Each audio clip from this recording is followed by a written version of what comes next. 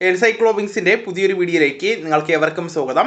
Aadhaar card ഉള്ളവരെല്ലാം March മാസം മുതൽ അറിഞ്ഞിരിക്കേണ്ട വളരെ പ്രധാനപ്പെട്ട അറിയിപ്പുകളാണ് ഈ വീഡിയോയിലൂടെ ഷെയർ ചെയ്യുന്നത്. നമ്മുടെ വീഡിയോ സാധ്യമായി കാണുന്ന സുഹൃത്തുക്കളാണെങ്കിൽ ആദ്യമേ തന്നെ ചാനൽ ഒന്ന് സബ്സ്ക്രൈബ് ചെയ്യുക. അപ്പോൾ നമുക്ക് വിശദാംശങ്ങളിലേക്ക് കടക്കാം. ആധാർ കാർഡിലെ വിവരങ്ങൾ തിരുത്തുന്നതുമായി ബന്ധപ്പെടുത്തി കേന്ദ്ര സർക്കാർ പുതിയ നിയന്ത്രണങ്ങൾ കൊണ്ടുവന്നിരിക്കുകയാണ്. ഇനി മുതൽ ഒരാൾക്ക് തന്റെ ജീവിത കാലയളവിൽ 2 തവണ മാത്രമേ ആധാറിലെ പേര് മാറ്റുവാൻ സാധിക്കൂ എന്ന് unique identification of authority of India അറിയിച്ചിരിക്കുകയാണ്. ആധാറിലെ ജനന തീയതി തിരുത്തുന്നതിനും കർശനമായിട്ടുള്ള നിയന്ത്രണമുണ്ട്. പുതിയ നിയമപ്രകാരം ഒരാൾക്ക് 1 തവണ മാത്രമേ ജനന തീയതിയിൽ മാറ്റം വരുത്തുവാൻ അനുവാദമുള്ളൂ. തെറ്റായ വിവരങ്ങൾ ആവർത്തിച്ച് നൽകുന്നതും തട്ടിപ്പുകൾ തടയുവാനുമാണ് ഈ ഒരു നീക്കം. പേര്, ജനന തീയതി എന്നിവയിൽ നിയന്ത്രണങ്ങൾ ഉണ്ടെങ്കിലും ആധാർ കാർഡിലെ വിലാസം അപ്ഡേറ്റ് ചെയ്യുന്നതിന് നിലവിൽ പ്രത്യേക നിയന്ത്രണങ്ങൾ ഏർപ്പെടുത്തിയിട്ടില്ല. താമസ സ്ഥലം മാറുന്നതിനനുസരിച്ചും വിലാസം പുതുക്കുവാൻ ഉപഭോക്താക്കൾക്ക് സാധിക്കുന്നതാണ്. ആധാർ വിവരങ്ങൾ പുതുക്കുന്നതിന് കൃത്യമായിട്ടുള്ള രേഖകൾ നിർബന്ധമാണ്. ജനന തീയതി തിരുത്തുന്നതിന് ബർത്ത് സർട്ടിഫിക്കറ്റും വിലാസം മാറ്റുന്നതിനും വോട്ടർ ID, വൈദ്യുത ബില്ല്, ഗ്യാസ് ബില്ല് അല്ലെങ്കിൽ പാസ്പോർട്ട് തുടങ്ങിയ തിരിച്ചറിയൽ രേഖകളും ഉപയോഗിക്കാവുന്നതാണ്. അടുത്ത അറിയിപ്പ്, കുട്ടികളുടെ 5 വയസ്സിന് മുൻപെടുത്ത ആധാർ കാർഡുകൾ 7 വയസ്സിന് മുൻപ് തന്നെ ബയോമെട്രിക് അപ്ഡേഷൻ നടത്തേണ്ടതാണ്. കൂടാതെ 15 വയസ്സിന് ശേഷവും നിർബന്ധമായിട്ടും അപ്ഡേഷൻ നടത്തണമെന്ന്. ഇത് ചെയ്തില്ല എങ്കിൽ സ്കോളർഷിപ്പ് ഉൾപ്പെടെയുള്ള ആനുകൂല്യങ്ങൾ മുടങ്ങുവാനായിട്ട് സാധ്യതയുണ്ട്.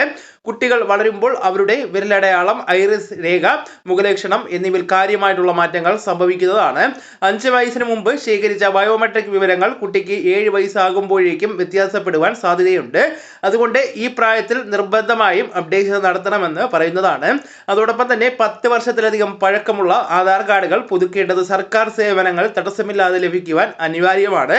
ആധാർ കാർഡ് എടുത്തിട്ട് 10 വർഷം കഴിഞ്ഞവർ തങ്ങളുടെ തിരിച്ചറിയൽ രേഖയും വിലാസരേഖയും ഓൺലൈനായിട്ടോ അക്ഷയ കേന്ദ്രങ്ങൾ വഴിയോ സമർപ്പിച്ച് വിവരങ്ങൾ കൃത്യമായിട്ട് അപ്ഡേറ്റ് ചെയ്ത് ആധാർ പുതുക്കണമെന്ന് കേന്ദ്ര സർക്കാർ നിർദ്ദേശിച്ചിട്ടുണ്ട്. വ്യക്തികളുടെ വിവരങ്ങൾ കാലാനുസൃതമായിട്ട് കൃത്യമാണെന്ന് ഉറപ്പുവരുത്തുവാനാണ് ഈ ഒരു നടപടി നടപ്പിലാക്കുന്നത്. കേരളത്തിൽ ക്ഷേമ പെൻഷനുകൾ വാങ്ങുന്നവർക്കും സാമൂഹ്യ സുരക്ഷാ ആനുകൂല്യങ്ങൾ കൈപ്പറ്റുന്നവർക്കും ആധാർ അധിഷ്ഠിതമായിട്ടുള്ള പേയ്മെന്റ് സംവിധാനമാണ് നിലവിലുള്ളത്.